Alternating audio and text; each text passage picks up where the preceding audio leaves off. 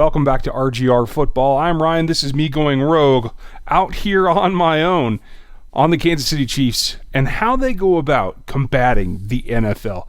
This week it's by the numbers inside of the first loss of the 2020 season, and it is telling in very specific ways. We're going to get into that in a minute, but first, if you have not joined the channel yet, welcome, and please hit the like, the subscribe, as well as the bell notification so you know when something new comes out. On your phone, you have to click that down to all notifications so that you see when we put out a new video, because we do that all the time. We have live streams post-game on Monday nights for a huge Q&A for fans to throw questions out, and we do our best to get down to the answers, as well as the fact that when we get after that comes this video. This particular one is by the numbers, and that is important because the numbers tell a tale that you don't necessarily see on film. We're huge film addicts as well, so on midweek days, Wednesdays, Thursdays, you're going to get film reviews from not only myself as well as Dan Harms, but a number of other folks that come and go to the channel that help us out as part of our core team. Then you get the game plan from myself and sometimes Dan Harms as well. And then Danilo will give you the tailgate, the Kingdom Corner kind of aspect, the fans' perspective on the upcoming contest. That was a tough one last week because the Raiders is such a storied rivalry. What it brings you to is something that you really don't want to lose that game. I think the Chiefs were in a position that they wanted to make sure that they got through that game and were focused on the Bills afterwards. There's been a lot of back and forth about the timing, and I think that definitely showed up in some of the numbers. We're going to get started here with what is the main track that I always keep track of, and that is what the offense is putting out in terms of yards per play.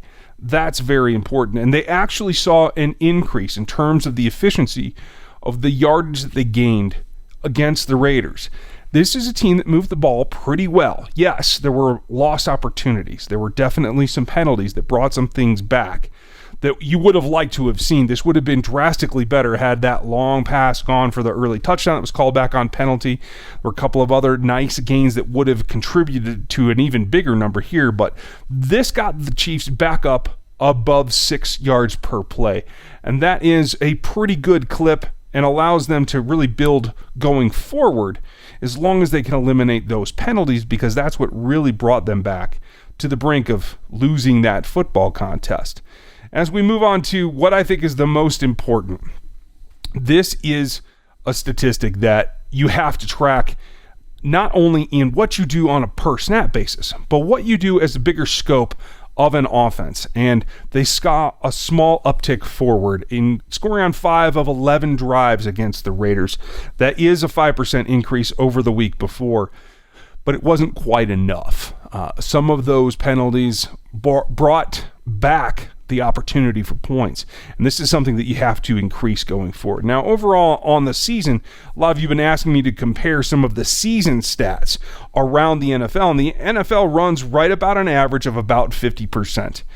The Packers are still leading the NFL up above 60, and the Chiefs, I think, are 4th at this point. It is something that we go over week in, week out, and while this was a down week for the Chiefs in terms of not hitting that 50-60%, they definitely are still one of the leaders in the NFL and are putting up points at a pace that, on what we consider a bad output against the Las Vegas Raiders, it was still 32 points, and that is a significant number. So overall, small upticks in some of the key stats that allow you to see what the offense is doing. Now, another one that I like to keep an eye on is because it tells you the efficiency of your draft. And this was a team that really had some key needs in their draft, and they fulfilled those. But because of injuries in particular, the draft class has had a dwindling amount of input into the on-field production. And we saw that yet again this week. Without Mike Dana out there, we're already missing L'Jarius Sneed. We know how that goes. We saw a pullback in snaps from Willie Gay, from Clyde Edwards-Helaire, who had more of a split with Darrell Williams. So overall, what we saw was 28% drop down to 103 snaps for the rookie class in week 5. And that's something that I think they're going to get on the mend here as guys get back on the field. We don't know the exact prognosis or the time frame for either Dan or LJ Snead, but they're going to play significant roles when they do come back, so expect that to pop back up. And that gives you a balance then of the rookie class contributing along with the veterans. That's always a goal that you want to see fulfilled.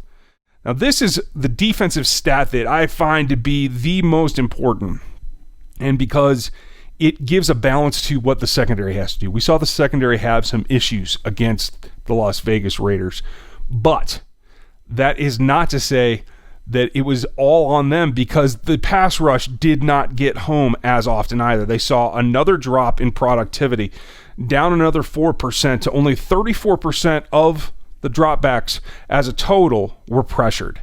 That's becoming an issue. You didn't see as much. The leading pressure generator was Tano Passanio, not either of your marquee defensive linemen in Chris Jones or Frank Clark. They got a little bit creative, got a little bit of pressures from some other spots, but this is something in particular that I just feel was a matchup situation, whether it was a lack of respect for the Oakland line, or if it was just a really good scheme and Oakland putting their best game on the field while the Chiefs came with maybe their C game. This is what it boils down to. Without this pressure rate being upwards of the 50% line, this doesn't protect the back end as well. It all has to go together. You can't have one without the other, and this is something that I think the Chiefs are fully in control of to get themselves back on track next week. The other thing that they can control is how they tackle. And they definitely have had their ups and downs. They got to a really lean number in week 4. Week 5, that saw come back a little bit. 4 extra missed tackles versus the week before. Some very key ones, to tell you the truth. And it is at the linebacker strong safety positions that they have to buckle down and get those back under control. Now, this is close. You expect to have a few, 2, 3, maybe as many as 4 in a game. But anything above 5 is something that you have to take a serious look at and get back under control, because there are just too many opportunities being given away if you can't stop those plays efficiently when they come to you. And that leaves a lot of the targets being placed on that linebacker level. We'll see what happens as we move forward, but I expect Willie Gay to get a higher percentage of snaps going forward, and hopefully more within the nickel itself, which will alleviate some of those missed tackles that we have seen from other players. And at the end of the day, the big thing is about how you go about your business, and balance is a key. This is something that we saw a drastic shift in what we've seen from games earlier, where the run game was nearly forgotten, and it came out to a 15-51 ratio in terms of runs to passes. And that play call is just too unbalanced in order to produce. You have to protect the offense. You have to protect the defense by running the ball for time, but you also have to get that physicality going. That's something that this offensive line in particular, I think, can take a step back and draw upon as they're replacing players with the serious injury to Kelechi Osemele. We're going to have to see about the prognosis there. It's not good, but we don't have the exact details at this point. But this is too far off kilter. What we've seen in the past is anywhere from a 50-50 split to a 30-70. This is even more. This is a 4-1 at this point.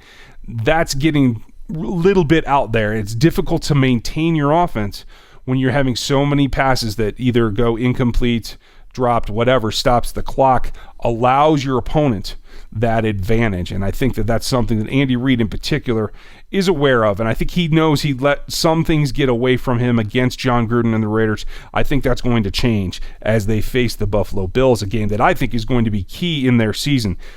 This was actually a good time to lose a game. Can't say that I'm happy that it was the Las Vegas Raiders, but at some point, you have to miss a game. I don't think anyone in the modern era is going to go undefeated. You might as well miss one early and make your corrections now so that you can get back on that upward arc towards what you expect to be a possible championship run. And that's what I expect as well. Let me know what you expect. Which of these stand out, and what other things do you want to see?